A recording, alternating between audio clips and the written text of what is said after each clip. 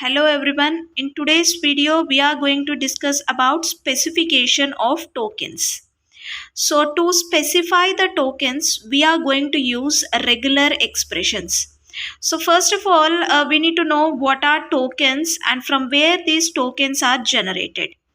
So tokens are nothing but the lexical analyzer will read the source program character by character and it produces a stream of tokens.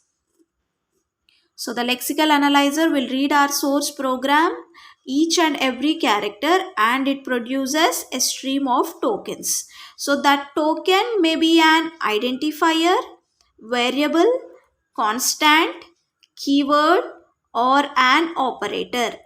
So the token, these are all the examples of tokens: identifier, variable, constant, keyword, or an operator. So to specify these tokens, we are going to use regular expressions. And these regular expressions are going to generate regular languages. So we need to know what is the meaning of a language. So a language means a set of strings. And now what are strings? Strings means a set of alphabets.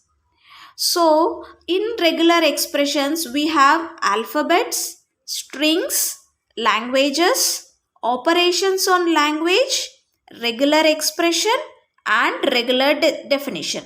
So these are the topics which we are going to discuss in specification of tokens. So first let's discuss what is an alphabet. So alphabet is nothing but it is a set of symbols. So alphabet is nothing but it is a set of symbols and we denote this alphabet with a symbol called as sigma. So we denote the alphabet with a symbol called as sigma. So for example, we can consider sigma is equal to 0, 1. So what are these 0, 1? They are binary numbers. So it is written as it is a binary alphabet. And the next example is sigma is equal to a, b, c, so on till z. So what are all these? These are all lowercase letters. So it is a set of lowercase letters. So alphabet is nothing but a set of symbols and it is denoted by sigma. And the next one is string. So what is a string? It is nothing but it is a finite set of symbols generated from our input alphabet. So by using this alphabet, if we are going to generate some finite set of symbols, then it is referred as a string. So for example, we can consider a sigma is equal to a, b. So from this input a, b, we are going to derive n number of strings. So few strings are like a, ab, ba, aab, abb, AABB, so on like that. We get n number of input strings. So in string, it also consists of length of a string, empty string, prefix of a string, proper prefix of a string, suffix of a string, proper suffix of a string, substring, proper substring, and concatenation of two strings. So these are all we are going to discuss in strings. So in that, the first one is length of a string. So what is the meaning of a length of a string? It is nothing but the total number of characters which are present in the string. So you can easily understand by seeing the example. We can so first of all you need to learn by how it is denoted. So the length of the string is denoted by using a symbol s. Within the mod symbol, if we write s, so it is called as the length of the string. It is denoted by within the mod symbol s. So you can see here within the mod symbol, if we write s, so it is called as the length of the string. So for example, we can consider s is equal to 1100. So this is our string. 1100 is our string. So now what is the length of the string? So how many characters are present in the string? 1, 2, 3, 4. So length of the string is nothing but the number of characters which are present in this string. So how many number of characters are present in this string? There are 4 characters. So our length of the string is equal to 4. And the next one is empty string. If length of the string is 0, then it is called as empty string and it is denoted by epsilon. So the string does not contain any character. So if there is no character, then that type of string is called as an empty string and it is denoted by epsilon. So this is the symbol of the epsilon. Okay. And the next one is prefix of a string. So prefix, the general meaning of prefix is the starting symbols of a string is called as a prefix. So prefix of a string is nothing but it is any number of leading symbols in the string. So leading symbols are nothing but the starting symbols of the string. So consider a string ABC. So for this string ABC, we need to write all the prefixes of this string. So we can also rewrite or we can also write this string ABC as epsilon into ABC, ABC into epsilon, or epsilon into ABC into epsilon, because epsilon is nothing but it is an empty string. It does not contain any character. If we include epsilon, it doesn't make any change in the string. So this our string ABC can also be written in this format. So now we are going to consider the prefix of the string. It is nothing but it is any number of leading symbols in the string. So now we need to consider what are the prefixes of this string. So now tell me what are the prefixes of this string? Epsilon into ABC. So the starting symbol here we have is epsilon. So epsilon is considered as the prefix. And coming to the next string ABC into epsilon. So here the first leading characters are ABC. So ABC are called as the prefix of this string. And coming to the next, here A is considered as the prefix. And coming here epsilon, already we have taken epsilon. And here you can consider AB as your prefix of the string. So prefix of the string is nothing but the starting symbols in the string are called as prefix of a string. And next one is proper prefix of a string. So proper prefix of a string is nothing but from the output like what we got here in the prefix of the string, if except this epsilon and ABC, the remaining all strings are called as the proper prefix of the string. So here when we remove this epsilon and ABC, the remaining strings are A and AB. So these both are called as the proper prefix of a string. Next one is suffix of a string.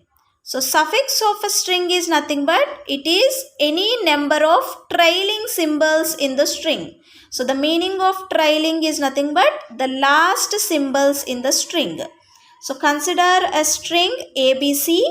So in this ABC the last symbols are, so we can rewrite this ABC in this same format like epsilon into ABC, ABC into epsilon, or epsilon into ABC into epsilon. Now consider what are the last symbols here. So here you can consider ABC. ABC is the last characters of the string. So we have written here ABC. And consider this ABC into epsilon. Here the last symbols is epsilon. So we have considered epsilon. And so here you can see here C is also considered as the last symbol. And BC is also considered as the last symbol. So the last symbols of the string is called as the suffix of a string. So for prefix or suffix or substring, the first one is epsilon and the second one is string itself. So for any either prefix or suffix or substring, the first symbol will be epsilon and the second symbol will be the string itself. Whatever the string we are taking, that will be considered either as the prefix or suffix or the substring. Okay, and next one is proper suffix of a string. So proper suffix of a string is nothing but, so from the suffix what we have, if we are going to remove the epsilon and the string itself, whatever the remaining strings we have, that is considered as proper suffix of a string. So here we got the suffixes as epsilon, ABC, C and BC. So we should remove this epsilon and ABC, and the remaining strings whatever we have, those are considered as proper suffix of a string. So here C and BC are the remaining strings. So C and BC are called as proper suffix of the string. And next one is substring. So substring is nothing but it is obtained by deleting prefix and suffix from the string. So if we remove the prefix and suffix from the string, then the remaining characters what we have, those are called as our substrings. So for example, we have considered as BANANA is our string. So if we are going to remove suffix as BA and here prefix as BA and suffix as A, then we are going to get the string NAN. And if we are going to remove prefix as BA and suffix as NA, we are going to get the string NA. So in the same way, we are going to remove, if we are deleting prefix and suffix from the string, then the remaining characters or the remaining symbols in the string, they are called as substrings. And proper substrings. So proper substrings are nothing but except epsilon and the string itself, the remaining all are the proper substrings. So in this substrings, we also get epsilon because previously I told you when checking about suffix or prefix, the first symbols will be epsilon and the string itself. So proper substring is nothing but except this epsilon and the string itself, the remaining all are called as the proper substrings. And the next one is concatenation of two strings.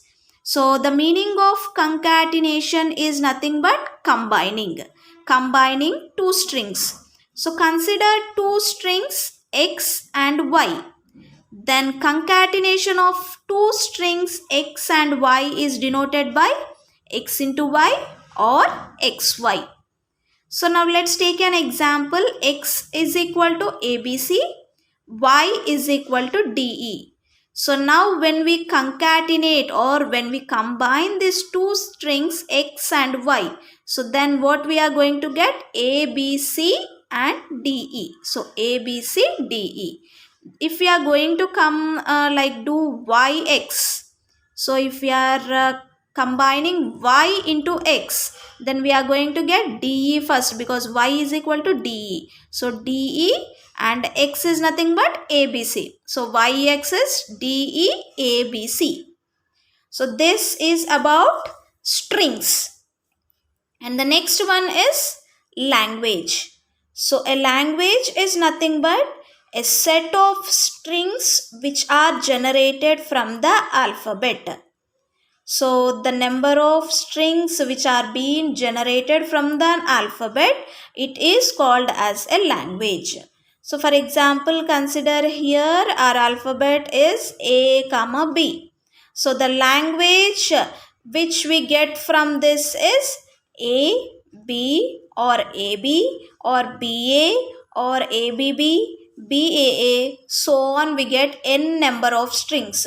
So whatever the strings which are being generated from the alphabet, then that strings are called as a language. And next one is operations on language. So on this language, what all the operations can be performed? So mainly we can perform four operations on this language. They are union, concatenation, clean closure operation, and positive closure operation. So let's see what is union of two languages.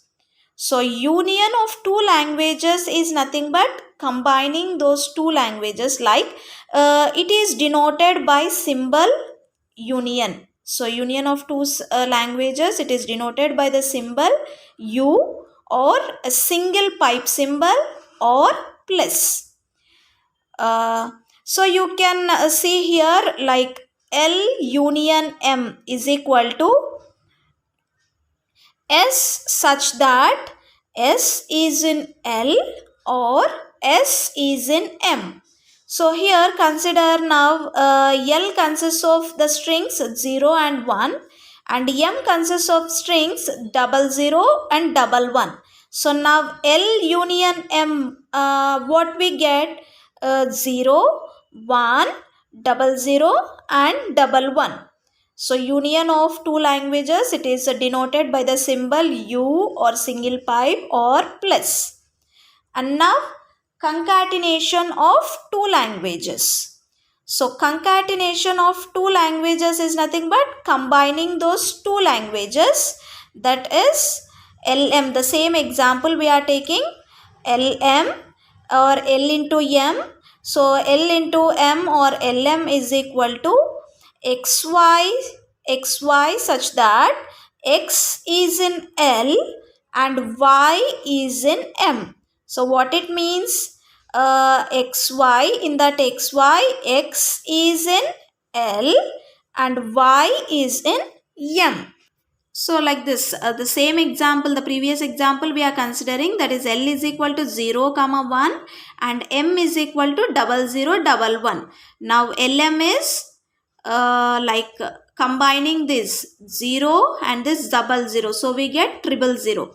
And next 0 and this 11. So we get 011. And 1 and this 00, 100. And 1 and this 11, we are going to get 111. So this is concatenation of two languages. And the next one is clean closure operation. So what is the meaning of clean closure operation? So it is a set of strings which includes empty string.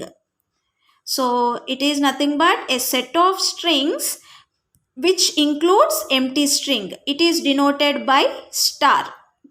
So we are going to write in this way, that is L of star. So let's take an example.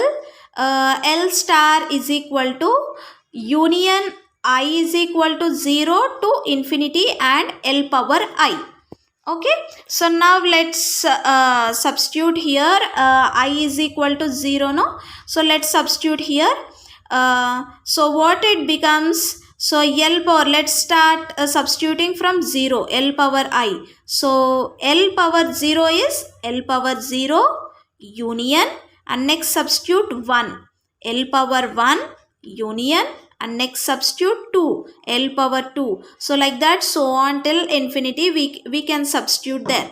So the here clean closure operation is nothing but it also includes an empty string. So we are here also including the empty string, that is 0. That is the clean closure operation. So if we take here like sigma is equal to A, then sigma star is equal to, so sigma star is equal to, like A power 0 we are going to get epsilon, and A power 1 we are going to get A, and A power 2 we are going to get double A, and A power 3 we are going to get triple A, so on like that. So clean closure is also known as star closure, because we are going to denote it by using the symbol star. So that is the reason clean closure is also called as star closure. And next one is positive closure. So positive closure is nothing but a set of strings except null string. So in clean closure, we are going to include the null string also, that is empty string also. But in positive closure, we are not going to include the null string. It is a set of strings except null string. So it is denoted by plus. So we are going to write as L plus. So now L plus is equal to union I is equal to 1 to infinity L power I. So now let's start substituting here. In place of I, we need to start substituting from 1. So L power 1 is L of 1, that is L power 1 union. If we substitute 2, L power 2 union. If we substitute 3, L power 3, so on. Now if we take like sigma is equal to A, then sigma plus is equal to, now so start substituting in the same way, like A power 1 is A power 2 is double A power 3 is triple A. So this is the positive closure. So in positive closure, we are going to include all the strings but except null string. We are not going to include the null string. Then that is called as a positive closure. There is only a small difference between the clean closure and positive closure. In clean closure operation, we are going to include the empty string. Whereas in positive closure operation, we are not going to include the null string. Remaining all strings can be considered. So this is our strings, like operations on language. So these are all the operations which are performed on the language. 4 operations are being performed. First one is union of 2 languages. Second one is concatenation of 2 languages. And the third one is clean closure operation. And the fourth one is positive closure. So now let's see regular expression. So regular expression is nothing but it is mainly used to specify the order. Like a regular expression is mainly used in order to specify the tokens. So already I told you regular expression is used to specify the tokens. So a regular expression over sigma can be defined as, so these are the, like in this way the regular expression can be defined like pi is a regular expression for empty set. So the regular expression for empty set can be specified as pi, and epsilon is a regular expression for null string. So if there is any null string, so then the regular expression for that null string is epsilon. So in this way we are going to specify within flower braces. If we are specifying epsilon, it means it is a null string. So this is the regular expression for null string. If A is a symbol in epsilon, then A is the regular expression for like this. So if A is a symbol in epsilon, so in this way we are going to represent our regular expression for A. And if R and S are two regular expressions, then union of two regular expressions is a regular expression. So when we are performing the union operation on the two regular expressions, then the output also is considered as a regular expression. And so concatenation of two regular expressions is also a regular expression. And clean closure of regular expressions is also a regular expression. So these are also nothing but the components or the properties of regular expressions. And we have some identity rules of regular expressions. So those are R plus S is equal to S plus R. So here R and S are two regular expressions. And R plus S plus T is equal to R plus S plus T. And the next one is RS of T is equal to R of ST. And the next one is r plus s of t is equal to rt plus st. So our s plus r of t is equal to st plus rt, and epsilon into r is equal to r into epsilon is equal to r. R star is equal to epsilon plus r of star, or r double star is equal to r star. So these are the various rules of algebraic regular expression. So these are the different identity rules of regular expression. And next one, the patterns of regular expression. These are the patterns which are used in regular expression, or these patterns are also called as meta characters. The meta characters or patterns which are used in regular expression. So first one is x. X is nothing but matches with character x. And next one is dot. So this dot is called as a period symbol. It matches with any characters and it also accepts new line also. So here, for example, we considered dot BC.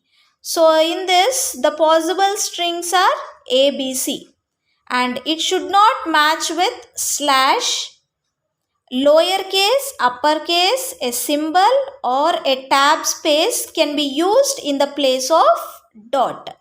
So in place of this dot symbol, we can use lowercase letters, uppercase letters, or a symbol or a tab space. So in this example, dot BC. So in place of dot, I have used A. So instead of this, I have used the lowercase letter A. So instead of that, we can use an uppercase letter or a symbol or a tab space. So this can be used in the place of dot. And R star. So R star is nothing but 0 or more occurrences of R. So if there are 0 or more occurrences of R, then it is represented by this pattern R star. R plus. So it is nothing but 1 or more occurrences of R. If there are 1 or more occurrences of the R, then it is represented by R plus. And next one is R a question, like R of question mark. So it is nothing but 0 or 1 occurrence of R. So if there are 0 or 1 occurrence of R, then the pattern which is used is R or question. And next one is cap symbol. So cap symbol is nothing but it matches with the beginning of the line. And the next one is dollar. So dollar is nothing but if it is matches with end of the line. And next one, R1, pipe, R2. So matches with either R1 or R2. And here within the braces ABC, so this is nothing but a character class. It matches with any character ABC. So here if you see the example, we can understand A star BC. So now here we can substitute in the place of star, we can substitute 0 or more occurrences. So start substituting from 0, A power 0 BC. So now A power 0 is nothing but epsilon, so which implies BC. Now A power 1 BC. So A power 1 is A and BC. So this is A star BC. Now consider an example for A plus BC. So here plus is nothing but 1 or more occurrences of R. So in place of plus symbol, we need to substitute starting from 1. So A power 1 BC. So A power 1 is nothing but A. So A power 1 BC can be written as ABC. And in place of plus, we are substituting 2. So A power 2 BC. So A power 2 is nothing but double A BC. So this is A power that is A plus BC, A power plus BC. And next one is A question mark BC. So that is nothing but 0 or 1 occurrences of R. So in place of that question mark, we can substitute it with 0 or 1. So if I substitute with 0, A power 0 BC. So A power 0 is nothing but epsilon. So here we consider A power BC is equal to BC. So these are the meta characters or patterns which are used in regular expressions.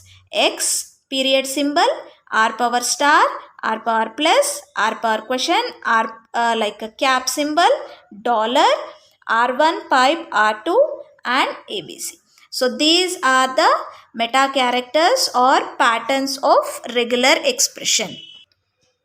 And the next one is regular definition.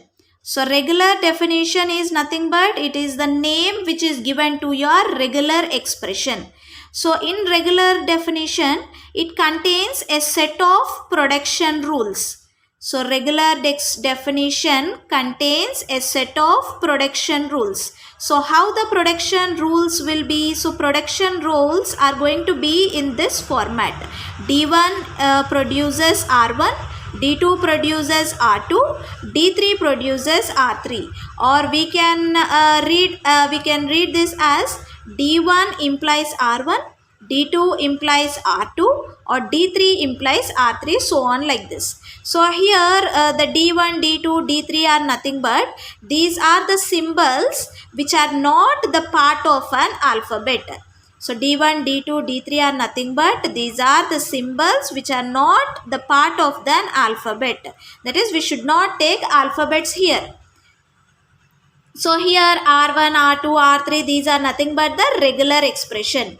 And this D, it is also called as a distinct name. So we should not consider alphabets. Except alphabets, we can take the remaining. So in this format, we are going to represent the production rules.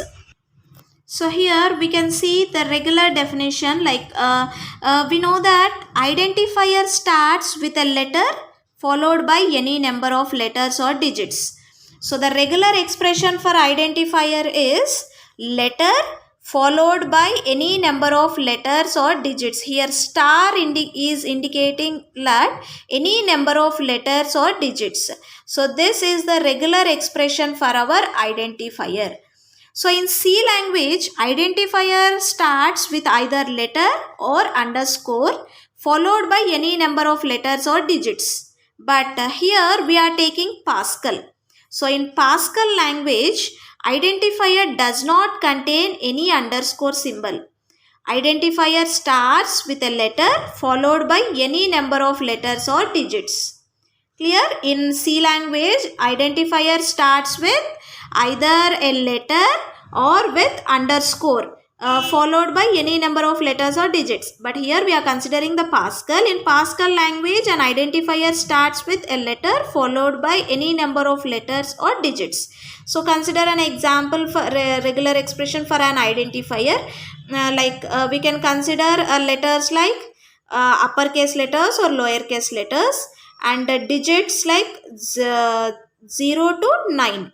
So the regular expression for identifier is letter followed by n number of letters or digits, any number of letters or digits. So this is our regular definition.